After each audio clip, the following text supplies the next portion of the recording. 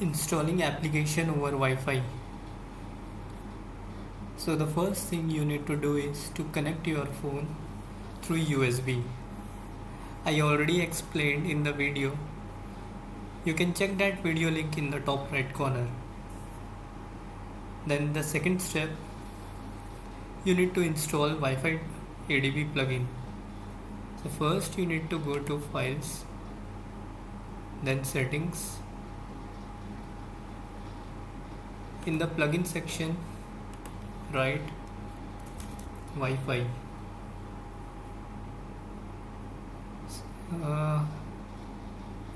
I have already installed Android Wi-Fi ADB, so you can install any one of it. Once you installed it, click on OK, and you can see that option in Tools. Click on Tools and go to Wi-Fi ADB. You can see I am connected to my phone through USB cable.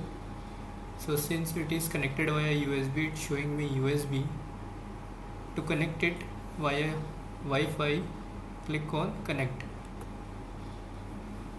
So once you connected via Wi-Fi, you can see I got one IP address and through which port I get connected. Now even if you remove your cable, you can install your application. So enjoy your coding. See you next time.